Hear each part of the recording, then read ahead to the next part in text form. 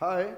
हम लोग twelfth class के पॉलिटिकल साइंस को कंटिन्यू कर रहे हैं। ट्वेल्थ क्लास के पॉलिटिकल साइंस में book number 2 politics of India since independence, उसमें chapter number 6 crisis of democratic order, इस चैप्टर के का हम लोग रिवीजन वीडियो आज बनाने जा रहे हैं। इससे पहले का जो चैप्टर था challenges to Congress and restoration of Congress, उसमें हम देखें कि पहले 3 जनरल इलेक्शन में एक तरफा कांग्रेस जीत गई। चौथे जनरल इलेक्शन में 1967 में कांग्रेस का अच्छा परफॉर्मेंस नहीं रहा। भले ही वो गवर्नमेंट बना ली लेकिन अच्छा परफॉर्म नहीं कर पाई, बहुत मुश्किल से वो सरकार बना पाई। बहुत सारे स्टेट में भी इलेक्शन हार चुकी थी। फिर देखते हैं कांग्रेस के अंदर भी बहुत सारा चैलेंजेस था। कांग्रेस के अंदर लोग 2 ग्रुप में बटे हुए थे। फाइनली कांग्रेस में स्प्लिट आ जाता है और देश का इकोनॉमिक कंडीशन भी बेहतर नहीं होता है। लेकिन इंदिरा गांधी कुछ प्रो पुअर जो है स्कीम लाती है और प्रो पुअर स्कीम की वजह से गरीबी हटाओ का नारा देती है और 1971 का इलेक्शन जीत जाती है। ठीक है, 1971 का इलेक्शन जीतने के बाद भी कांग्रेस का चैलेंजेस, भले ही कांग्रेस रिस्टोर हो चुकी थी, कांग्रेस का वोट बैंक बढ़ गया था, 375 सीट जीत गई थी। एक तरफा जैसे कांग्रेस का डोमिनेंस रहा था पहले 3 जनरल इलेक्शन में, वैसे ही यहां पर भी एक तरफा जीत गई। लेकिन कांग्रेस का चैलेंजेस खत्म नहीं हुआ, या फिर कह सकते हैं इंदिरा गांधी के सामने बहुत सारा चैलेंजेस था। क्या सब चैलेंजेस था? देश का इकोनॉमिक कंडीशन अच्छा नहीं था। इकोनॉमिक कंडीशन अच्छा नहीं होने के पीछे भी वजह था, पिछले 20 सालों में 3 वॉर हुआ था। 1962 में चाइना से वॉर, 1965 में पाकिस्तान से वॉर, 1971 में जो है पाकिस्तान से वॉर हुआ, इंडिया पाकिस्तान, जो कि बांग्लादेश क्राइसिस को लेकर के हुआ। इस दौरान जो है ना, चूंकि वॉर के दौरान रिसोर्स जो है वो डाइवर्ट हो जाता है, तो अच्छा खासा पैसा जो है वॉर में खर्च हो गया था। तो देश में इंडस्ट्री, फैक्ट्री, कारखाने ये सब जो है सेटअप नहीं हुए थे। आबादी इस दौरान बढ़ी थी तो चीज़ों का प्रोडक्शन उतना नहीं हो रहा था, लेकिन आबादी बढ़ रही थी तो डिमांड बढ़ गया। इन सब चीज़ों की वजह से महंगाई थी। ऑलरेडी जो है एग्रीकल्चर और फेल्योर हुआ था 5-6 साल पहले, तो एग्रीकल्चर खाने पीने की चीज़ों की भी जो है वो किल्लत थी, बहुत ज़्यादा नहीं था। महंगाई बढ़ा हुआ था। इंटरनेशनल जो है ऑयल का भी प्राइसेस भी बढ़ा हुआ था। रिफ्यूजी प्रॉब्लम जो बांग्लादेश क्राइसिस की वजह से इंडिया में बढ़ गया, तो इन सब चीज़ों की वजह से बहुत सारा प्रॉब्लम था। गरीबी, बेरोजगारी और करप्शन, ये सब बहुत बड़े पैमाने पर था। इन सब चीज़ों को लेकर के जो है प्रोटेस्ट शुरू हुआ। कहाँ? गुजरात में। ठीक है, स्टूडेंट प्रोटेस्ट था। ये प्रोटेस्ट फरवरी 1974 में ये गवर्नमेंट के खिलाफ ये प्रोटेस्ट शुरू हुआ और गवर्नमेंट को रेजिग्नेशन देना पड़ गया। और वहाँ से प्रोटेस्ट बिहार में भी फैला, जो स्टूडेंट मूवमेंट था ये। ठीक है, स्टूडेंट इन सब चीज़ों के लिए, जो महंगाई बढ़ी हुई थी, इसके अलावा जो है ना खाने पीने की चीज़ों का जो है प्राइसेस बढ़ा हुआ था, फूड क्राइसिस था, इसके अलावा गरीबी थी, अनएम्प्लॉयमेंट था, सरकार में करप्शन था। इन सब चीज़ों को लेकर के जो है स्टूडेंट प्रोटेस्ट कर रहे थे। गुजरात से प्रोटेस्ट शुरू हुआ और ये प्रोटेस्ट बिहार में भी गया। बिहार में जब प्रोटेस्ट बड़ा हो गया तो जयप्रकाश नारायण, जो कि एक सोशलिस्ट लीडर हुआ करते थे, उनको इन्वाइट किया गया था इस प्रोटेस्ट को लीड करने के लिए, और जयप्रकाश नारायण इस प्रोटेस्ट को लीड करना शुरू करते हैं। जब जयप्रकाश नारायण लीड करना शुरू करते हैं तो वो 2 ऑप्शन देते हैं, 2 अपनी शर्त रखते हैं। एक शर्त कि प्रोटेस्ट कैसा होगा? नॉन वायलेंट होगा, और दूसरा ऑल इंडिया लेवल का प्रोटेस्ट होगा। और ये प्रोटेस्ट जयप्रकाश नारायण एक सोशलिस्ट लीडर थे, उनकी वजह से ये प्रोटेस्ट और बड़ा हो गया। तो यहाँ पर देखिए क्या है, 1971 के इलेक्शन के बाद इंदिरा गांधी के सामने इकोनॉमिक कंडीशन सही नहीं था, स्टूडेंट प्रोटेस्ट हो गया। इसके साथ साथ नक्सलाइट मूवमेंट भी जो है वो देश में चल रहा था। नक्सलाइट मूवमेंट होते हैं, मतलब इंडिया के ही बहुत सारे लोग हैं जो कि पार्लियामेंट्री डेमोक्रेसी को ये लोग जो है नहीं मानते हैं, और ये लोग जो है ना अपने देश के खिलाफ हथियार उठाए हुए हैं। जो गरीबों हैं, जो अमीर लोग हैं या ज़मींदार लोग हैं, उनकी ज़मीन को ये लोग कैप्चर कर रहे थे, और कहीं ना कहीं जो है लॉलेसनेस था कंट्री में। इस तरीके से रेलवे का भी स्ट्राइक हुआ इसी दौरान। रेलवे स्ट्राइक को लीड कर रहे थे जॉर्ज फर्नांडिस। रेलवे स्ट्राइक इसलिए हुआ क्योंकि रेलवे के जो बहुत सारे एम्प्लॉय थे वो बढ़े हुए बोनस और फैसिलिटीज़ को लेकर के ये प्रोटेस्ट कर रहे थे, और उस प्रोटेस्ट को जो है जॉर्ज फर्नांडिस जो है लीड कर रहे थे। और जब गवर्नमेंट जो है उनके रेलवे जो वर्कर्स थे उनके डिमांड को मानने से इनकार कर देती है, इस वजह से रेलवे स्ट्राइक भी चल रहा था। अब इसी सब दौरान ये सब प्रॉब्लम था ही। सबसे पहले इकोनॉमिक कंडीशन सही नहीं है, स्टूडेंट प्रोटेस्ट कर रहे हैं। प्रोटेस्ट शुरू हुआ था गुजरात से, और गुजरात के बाद ये प्रोटेस्ट बिहार में भी फैल गया, और फिर धीरे धीरे ऑल इंडिया जो है वो प्रोटेस्ट शुरू हो गया था। ठीक है, पूरे देश में इन सब हालात की वजह से, इकोनॉमिक कंडीशन अच्छा नहीं होने की वजह से प्रोटेस्ट हो रहा था। इसी के साथ साथ नक्सलाइट मूवमेंट भी हो रहा था। नक्सलाइट मूवमेंट, रेलवे स्ट्राइक, ये सब सारे चीज़ एक साथ हो रहा था, और तभी गवर्नमेंट और जुडिशरी के बीच भी कन्फ्लिक्ट शुरू हो जाता। गवर्नमेंट और जुडिशरी के बीच क्या कन्फ्लिक्ट था? गवर्नमेंट जो है फंडामेंटल राइट को फंडामेंटल राइट में जो है वो कुछ बदलाव करना चाह रही थी, फंडामेंटल राइट को रिड्यूस करना चाह रही थी, कम करना चाह रही थी। और जुडिशरी जो है वो जुडिशरी उसके खिलाफ फैसला सुना देती है, Keshavananda Bharati case versus Union of India, कि फंडामेंटल राइट में कोई बदलाव नहीं किया जा सकता या बेसिक स्ट्रक्चर में कोई छेड़छाड़ नहीं किया जा सकता। तो गवर्नमेंट फंडामेंटल राइट को कम करना चाह रही थी और जुडिशरी उसके खिलाफ थी। वैसे ही राइट टू प्रॉपर्टी को गवर्नमेंट एबॉलिश करना चाह रही थी और जो है जुडिशरी उसके खिलाफ थी। और भी था more power to DPSP, government चाहती थी directive principle of state policy को हम इंप्लीमेंट करने के लिए फंडामेंटल राइट को अगर जो है नज़रअंदाज करना पड़े तो करने का, लेकिन जो है जुडिशरी कहती है फंडामेंटल राइट जो है डीपीएसपी से ज़्यादा जो है अहमियत रखता है, इसीलिए आप डीपीएसपी को इंप्लीमेंट करने के लिए, directive principle of state policy को इंप्लीमेंट करने के लिए आप फंडामेंटल राइट में कोई बदलाव नहीं कर सकते या उसको कम नहीं कर सकते। इसके साथ जुडिशरी में और भी गवर्नमेंट और जुडिशरी का और भी कन्फ्लिक्ट था चीफ जस्टिस ऑफ इंडिया, जिसको हम कहते हैं मुख्य न्यायाधीश। इसके अपॉइंटमेंट को लेकर के हमेशा से ये रूल्स रहा था कि जो मोस्ट सीनियर जजेस होते थे उन्हीं को जो है गवर्नमेंट या प्रेसिडेंट कह सकते हैं, प्रेसिडेंट तो काम करते गवर्नमेंट के मशवरे थे, तो वही जो है चीफ जस्टिस ऑफ इंडिया के तौर पर अपॉइंट किए जाते थे जो मोस्ट सीनियर जजेस होते थे बाय एक्सपीरियंस के तौर पर। हमेशा से ये कन्वेंशन जो है वो आते आया, लेकिन इस बार इंदिरा गांधी क्या करती है, सीनियर जजेस को छोड़ करके एक नीचे से जो है वो जजेस को अपॉइंट कर देती है। वो AN रॉय नाम के जो है वो जज होते हैं जो कि चीफ जस्टिस के तौर पर जो है वो चुने जाते हैं। तो इन सब चीज़ों की वजह से भी जुडिशरी और गवर्नमेंट के बीच कन्फ्लिक्ट चल रहा था। सबसे पहला कन्फ्लिक्ट किस चीज़ों को लेकर के था, फंडामेंटल राइट को गवर्नमेंट कम करना चाह रही थी या रिड्यूस करना चाह रही थी। दूसरा राइट टू प्रॉपर्टी को लेकर के भी था, राइट टू प्रॉपर्टी को लेकर के भी था, ठीक है। तीसरा more power to DPSP, government DPSP को ज़्यादा पावर देना चाह रही थी, डीपीएसपी को ज़्यादा तरजीह देना चाह रही थी, वेटेज देना चाह रही थी। तो और जो है जो जुडिशरी थी उसके खिलाफ थी।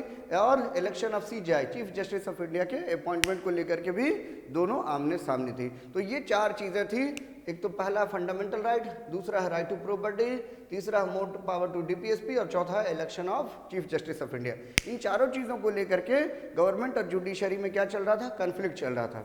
अब आगे देखिए इसी सब दौरान क्या होता है, इंदिरा गांधी का जो इलेक्शन है, ठीक है, इंदिरा गांधी का जो इलेक्शन हुआ था 1971 में, जो इंदिरा गांधी रायबरेली से इलेक्शन जीती थी, तो उसके कैंडिडेचर पर भी जो है सवाल उठने लगता है। क्या कैंडिडेचर पर सवाल उठने लगता है, तो यहाँ पर देखिए ये एक सोशलिस्ट लीडर हुआ करते थे राज नारायण, ठीक है। वो इलाहाबाद हाई कोर्ट में वो केसेस फाइल करते हैं और जो है इंदिरा गांधी के इलेक्शन को वो चैलेंज करते हैं। उनका कहना होता है कि इंदिरा गांधी इलेक्शन के दौरान गवर्नमेंट के जो फैसिलिटीज़ है उसको ये मिसयूज़ किए हैं और इस तरीके से रिप्रेजेंटेशन ऑफ पीपल एक्ट जो कि इलेक्शन का एक कानून होता है 1951, उसका वायोलेशन है कि गवर्नमेंट का कोई भी सहूलियत या फैसिलिटीज़ आप इलेक्शन के दौरान इस्तेमाल नहीं कर सकते, ठीक है। और इलाहाबाद हाई कोर्ट के जज होते हैं जस्टिस जगमोहन सिन्हा, वो इंदिरा गांधी के खिलाफ फैसला सुना देते हैं और वो फैसला होता है कि इंदिरा गांधी का इलेक्शन इनवैलिड करार दिया गया था। जो चूंकि वो जो है इलेक्शन इनवैलिड था तो वो MP के पोस्ट पर नहीं रहेंगी और ना ही प्राइम मिनिस्टर के पोस्ट पर वो बरकरार रहेंगे। अब इसी सब दौरान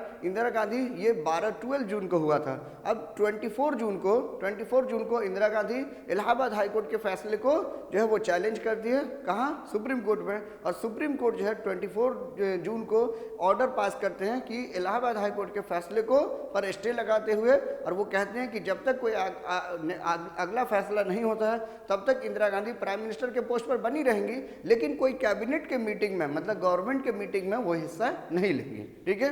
अब यहीं पर इंदिरा गांधी के खिलाफ रेजिग्नेशन का भी जो है ना वो मूवमेंट शुरू हो जाता है। जयप्रकाश नारायण और बाकी जो देश में प्रोटेस्ट हो रहा था, जयप्रकाश नारायण, ये प्रोटेस्ट और भी स्ट्रांग हो गया और जयप्रकाश नारायण आप इंदिरा गांधी से रेजिग्नेशन के लिए डिमांड करने लगे।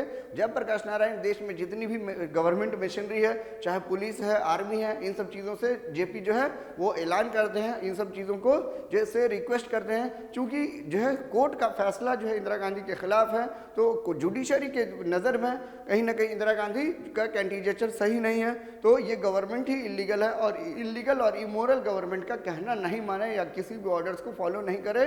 जयप्रकाश नारायण किसको जो है वो करते हैं, आर्मी, पुलिस या जितनी भी गवर्नमेंट की मशीनरी होती है उसको रिक्वेस्ट करती है और कहती है और कहते हैं कि जो है इसका ऑर्डर नहीं माने, ठीक है, और गवर्नमेंट को फॉलो नहीं करे इस तरीके से, और रेजिग्नेशन के लिए डिमांड करते हैं। इसी सब दौरान इंदिरा गांधी 25 जून 1975 को देश में इमरजेंसी लगा देते हैं, नेशनल इमरजेंसी। अब नेशनल इमरजेंसी क्यों लगाते हैं, तो कॉन्स्टिट्यूशन में के आर्टिकल 352 में नेशनल इमरजेंसी के बारे में दिया हुआ, और वहाँ पर 2 प्रोविज़न है, ठीक है। तो नेशनल इमरजेंसी के बारे में कहाँ पर है, कॉन्स्टिट्यूशन के आर्टिकल 352 में नेशनल इमरजेंसी के बारे में है।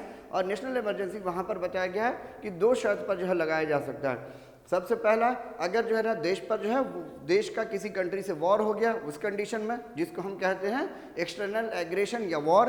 दूसरा, उस ज़माने में कॉन्स्टिट्यूशन में था कि इंटरनल डिस्टर्बेंसेस के जो है बुनियाद पर।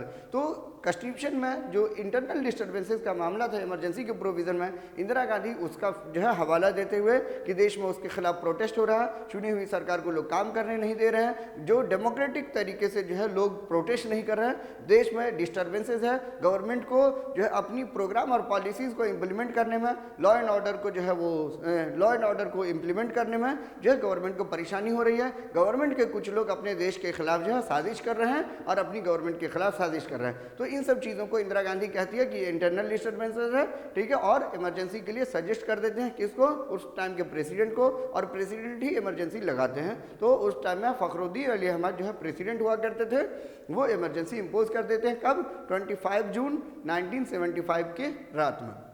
अब देखिए, जब इमरजेंसी लगाया गया तो याद रखना है इंटरनल डिस्टर्बेंसेस प्रोविज़न के बुनियाद पर लगाया जाता है। अब जब इमरजेंसी हुआ तो ड्यूरिंग द इमरजेंसी के दौरान क्या सब हुआ, तो देखिए अपोजिशन लीडर, चूंकि जब इमरजेंसी लग जाता है नेशनल इमरजेंसी, तो हमारा जितना भी फंडामेंटल राइट है वो सब जो है वो अब्रिज हो जाता है। मतलब फंडामेंटल राइट सिर्फ आर्टिकल 20 और 21 को लेकर के, 20 में है कि अगर आपको, ठीक है, जो फंडामेंटल राइट है आर्टिकल 20 में, कि अगर आपको, ठीक है, अदालत में आपके खिलाफ सज़ा सुनाया जा रहा है तो आपके पास क्या क्या हक है, और 21 में है right to life and liberty, ठीक है, कि आपको ज़िंदगी जीने का जो है वो हक है, कोई भी आदमी आपका ज़िंदगी नहीं ले सकता, ठीक है। तो ये दोनों जो है राइट्स के अलावा बाकी जितने भी राइट्स हैं, right to freedom, right to protest, जितना भी है, right to freedom of speech and expression, ये सब सारे, राइट टू प्रोटेस्ट, ये सारे राइट्स जो है वो ख़त्म हो जाते हैं।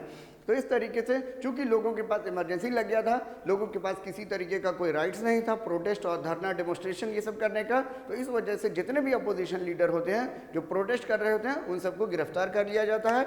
Censorship was imposed on the press, ठीक है, सेंसरशिप किस पर लगा दी जाती है, प्रेस पर लगा दी जाती है।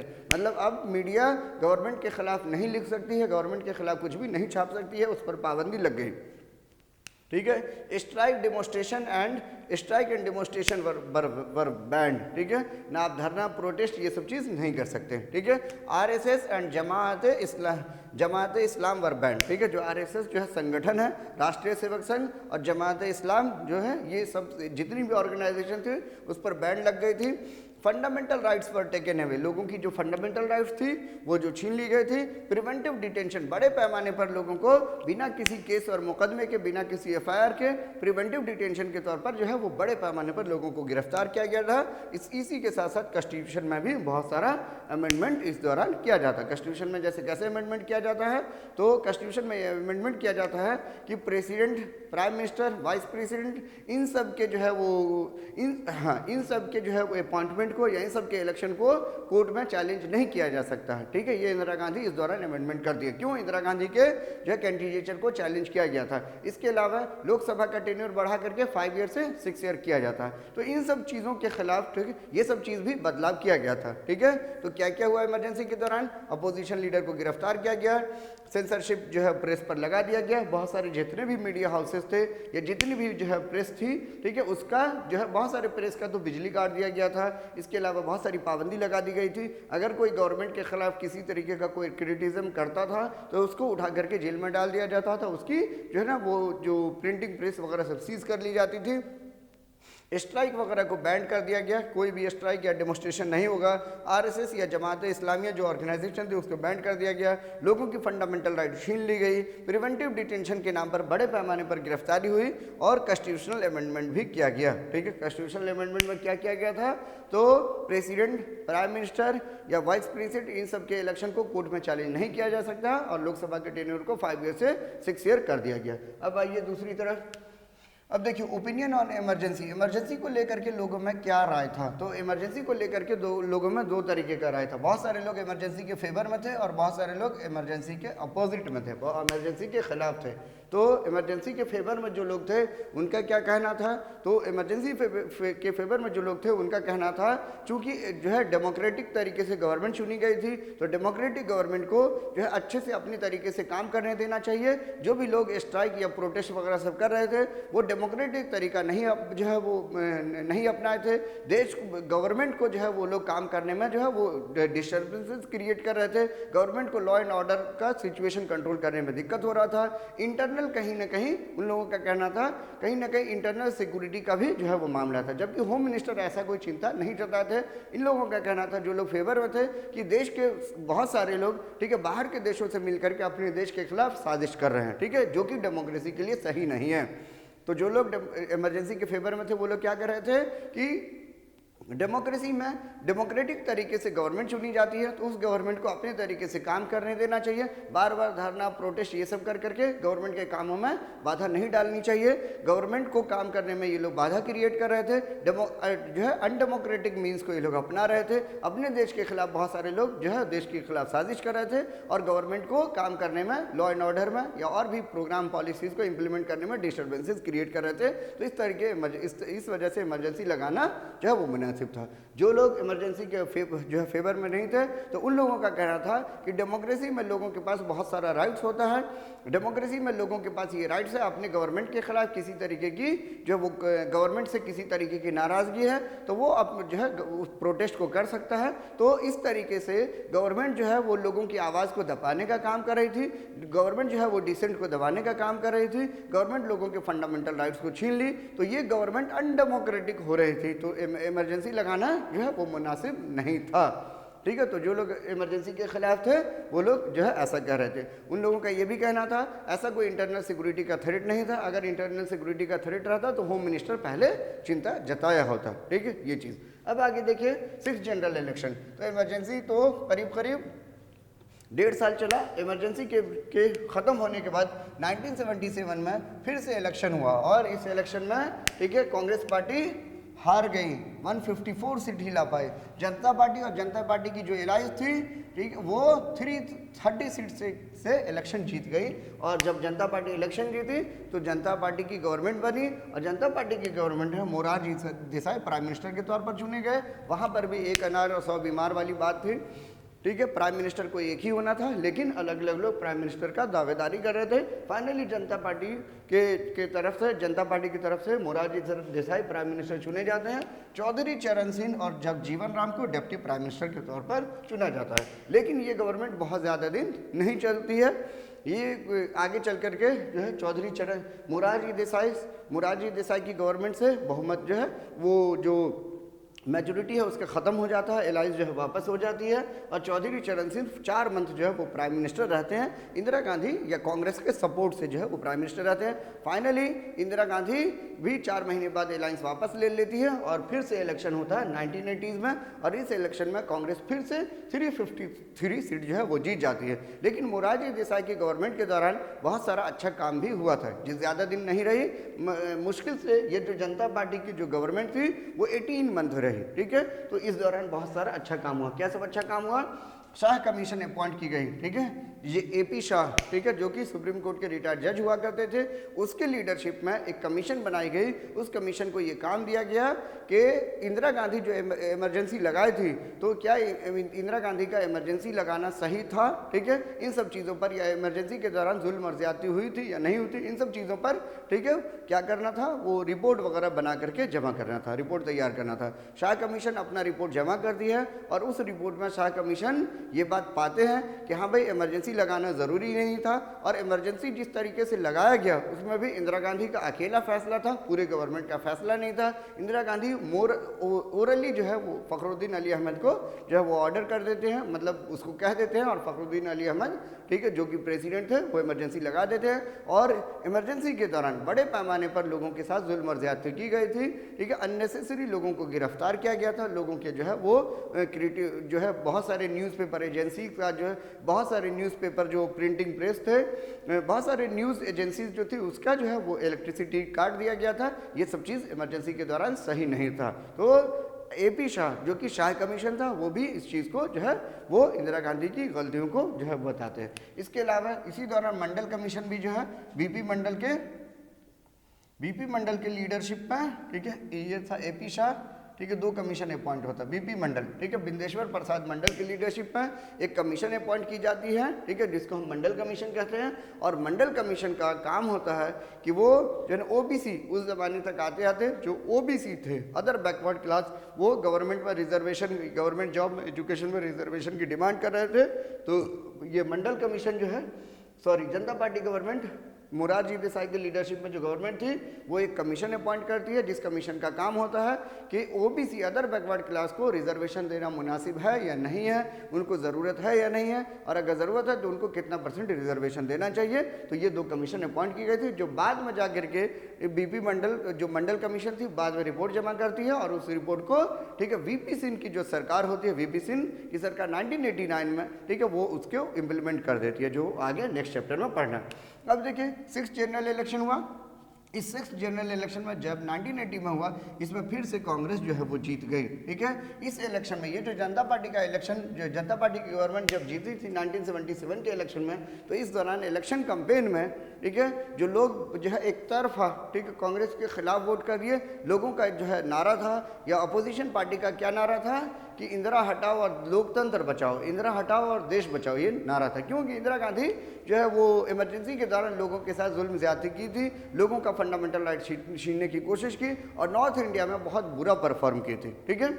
लेकिन फिर से अब 6th जनरल इलेक्शन में इंदिरा गांधी फिर से इलेक्शन हार गया। आखिर क्या वजह है कि जनता पार्टी की गवर्नमेंट सिर्फ 18 मंथ ही चल पाई, और जो है ना लोगों ने अगले जनरल इलेक्शन में उनको इनकार कर दिया। तो ये बात याद रखना, ये क्वेश्चन भी पूछा जाता है। जनता पार्टी की सरकार सिर्फ 1.5 साल ही चल पाई, चूँकि वो जो है एक जो है अलायंस से गवर्नमेंट बनी थी, किसी को मेजोरिटी नहीं था, इस वजह से जो है एक अनार और 100 बीमार वाली बात थी, ठीक है। तो जब अलायंस जो है वो मोरारजी देसाई से वापस छीन ली जाती है, तो उसके बाद मोरारजी देसाई की गवर्नमेंट जो है गिर जाती है, मेजोरिटी खत्म हो जाता है, चौधरी चरण सिंह मुश्किल से बना पाते। लेकिन ये जो गवर्नमेंट थी, ये गवर्नमेंट कांग्रेस से अलग जो है, या कोई दूसरा प्रोग्राम और पॉलिसीज इनके पास नहीं था। लोगों की उम्मीद या एक्सपेक्टेशन जो थी उसके हिसाब से ये गवर्नमेंट जो है वो काम नहीं कर पाए। इसी वजह से जो है आपको दोबारा दिखाई देता है कि लोग कांग्रेस की तरफ ही रुख करते हैं।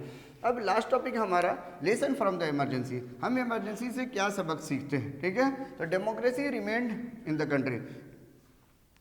इमरजेंसी से सबसे पहला जो लेसन था हमारा कि जो है ना इंडिया में देखा गया कि 1975 में इमरजेंसी लगा, 1977 में इमरजेंसी ख़त्म हो गया, और फिर से इलेक्शन हुआ, डेमोक्रेटिक तरीके से जो है गवर्नमेंट दोबारा चुना गया। तो हम क्या देखें, democracy remained in the country, India से डेमोक्रेसी ख़त्म नहीं हुई, ठीक है। दूसरा, it is not easy to remove democracy from the India. हम दूसरा सबक ये भी सीखे कि इंडिया से डेमोक्रेसी को ख़त्म करना इतना आसान नहीं है। क्यों? इमरजेंसी के दौरान अनडेमोक्रेटिक मीन्स सब अपनाया गया था, लोगों की राइट्स वगैरह सब छीनी गई थी, लेकिन दोबारा इलेक्शन हुआ, दोबारा जो है गवर्नमेंट चुनी गई, दोबारा जो है जब डेमोक्रेटिक गवर्नमेंट चुन ली गई तो लोगों के राइट्स वगैरह सब रिस्टोर कर दिए गए, और लोग जो है अच्छे से ज़िंदगी जी रहे थे। तो पहला, democracy remain in India, India में डेमोक्रेसी कायम रहा, डेमोक्रेसी ख़त्म नहीं हुआ। दूसरा, हम ये भी सबक सीखे कि इंडिया से डेमोक्रेसी को ख़त्म करना इतना आसान नहीं है। Judiciary became more serious about the rights of the people. हम देखें कि अब जो है ना इमरजेंसी के बाद अब जुडिशरी जो है लोगों के राइट्स को लेकर के, फंडामेंटल राइट्स को लेकर के और भी सीरियस हो गए। क्यों? क्योंकि गवर्नमेंट जो है, इंदिरा गांधी की गवर्नमेंट लोगों के फंडामेंटल राइट्स को ख़त्म करने की कोशिश की थी, सिर्फ इस नाम पर इंटरनल डिस्टर्बेंसेस, या लोग जो प्रोटेस्ट कर रहे थे उसको ही इंटरनल डिस्टर्बेंसेस कह करके और इमरजेंसी जो है वो लगाती थी, और लोगों के राइट्स को ख़त्म करने की कोशिश, या लोगों के राइट्स को या डिसेंट को ख़त्म करने की कोशिश की थी, दबाने की कोशिश की। People realise the need of the fundamental right, ठीक है। एक सबक हम लोग ये भी सीखे कि जब तक इमरजेंसी लगा हुआ था लोगों के पास बहुत सारा फंडामेंटल राइट्स नहीं था, तो राइट्स हमारे के लिए, फंडामेंटल राइट्स हमारे लिए कितना ज़रूरी है, हम ये भी यहाँ पर सबक सीखे। नेक्स्ट है amendment in the constitution. Constitution में भी बहुत सारी कमियों और खामियों को जो है समझा जा सका, क्योंकि इससे पहले नेशनल इमरजेंसी इमरजेंसी नहीं लगा था, तो नेशनल इमरजेंसी का जो एक प्रोविज़न था इंटरनल डिस्टर्बेंसेस, लोगों को ये बात समझ में आ गया या गवर्नमेंट के लोगों को ये बात समझ में आ गया कि इसका गलत इस्तेमाल हो सकता है आने वाली दिनों में भी, जैसे कि इंदिरा गांधी इसका गलत इस्तेमाल की। ठीक है, इंदिरा गांधी इंटरनल डिस्टर्बेंसेस के इस्तेमाल से, ठीक है, कहीं ना कहीं वो अपनी गवर्नमेंट को बचा ली। ठीक है, या फिर उसकी पावर जो जाने वाली थी वो अपनी पावर अपोजिशन में बनी रही उस चीज़ का इस्तेमाल करके। तो आने वाले दिनों में भी अगर कोई दूसरी गवर्नमेंट इंटरनल डिस्टर्बेंसेस का इस्तेमाल कर करके लोगों के राइट्स को ख़त्म करने की या इमरजेंसी लगाने की कोशिश नहीं करे, इसलिए कॉन्स्टिट्यूशन में अमेंडमेंट किया गया 72nd अमेंडमेंट, ठीक है, 1976 में। और इस 72nd अमेंडमेंट में, ठीक है, ये 72nd नहीं है, 42 अमेंडमेंट, 42nd अमेंडमेंट, और ये 1976 में हुआ। और इस अमेंडमेंट में, ठीक है, इस अमेंडमेंट को हम मिनी कॉन्स्टिट्यूशन कहते हैं क्योंकि बहुत सारा इसमें बदलाव किया गया था। 42nd अमेंडमेंट, ठीक है। और इस अमेंडमेंट में जो इमरजेंसी का जो प्रोविज़न था इंटरनल डिस्टर्बेंसेस का, उसको ख़त्म कर करके आर्म रिवोल्ट वहाँ पर जो है वो ऐड किया गया है। तो अब नेशनल इमरजेंसी, ठीक है, 1976 के बाद दो ही कंडीशन में लग सकता है, या तो एक्सटर्नल एग्रेशन हो, मतलब जो है बाहरी कंट्री का कोई हमला हो गया हो, देश का दूसरे कंट्री से वॉर हो, या दूसरा अपने देश के खिलाफ लोग हथियार उठा ले या देश को तोड़ने की बात करें, ठीक है, जिसको हम आर्म रिवोल्ट कहते हैं, हथियार के खिलाफ सशस्त्र विद्रोह कर दे लोग, ठीक है। दो ही कंडीशन में इमरजेंसी लग सकता है। इसके अलावा इंदिरा गांधी इमरजेंसी के लिए ओरली ही जो है प्रेसिडेंट को इन्फॉर्म कर दी थी और जो है इमरजेंसी लगा दिया गया था। लेकिन अब इस चीज़ों में भी ये कंपलसरी कर दिया गया कि गवर्नमेंट जो है बिना कैबिनेट मिनिस्टर के मशवरे से और बिना रिटन जो है वो ओरली नहीं जो है ये मशवरा दिया जा सकता है, रिटन मशवरा होना चाहिए और कैबिनेट मिनिस्टर के साथ जो है वो उसका फैसला होना चाहिए। प्राइम मिनिस्टर का अकेला फैसला नहीं हो सकता। तो देखिए, addition of the arm rebellion, ठीक, in place of the internal revolt, ठीक है, आर्म रिबेलियन ऐड कर दिया गया इंटरनल रिवोल्ट के, इंटरनल डिस्टर्बेंसेस के जो है जगह पर। और now emergency could be imposed when the council of minister write to the government, ठीक है, जो काउंसिल ऑफ मिनिस्टर हैं, जितने भी ग्रुप ऑफ मिनिस्टर हैं, कैबिनेट मिनिस्टर, उन सब का फैसला होना चाहिए और प्राइम मिनिस्टर का भी इसका जो है रिटन जो है वो रिकमेंडेशन जाएगा प्रेसिडेंट को, तभी इमरजेंसी लगाया जा सकता है, ठीक है। तो ये चैप्टर यहीं पर ख़त्म होता है। नेक्स्ट वीडियो में हम लोग इस चैप्टर का क्वेश्चन आंसर, ठीक है, जो जितने भी बोर्ड्स के क्वेश्चन आंसर है, एनसीईआरटी के क्वेश्चन है या और भी एक्सपेक्टेड क्वेश्चन आंसर है, उसको करने की कोशिश करेंगे, ठीक है। तब तक आप बने रहिए, लाइक कीजिए, सब्सक्राइब कीजिए, शेयर कीजिए। Thank you.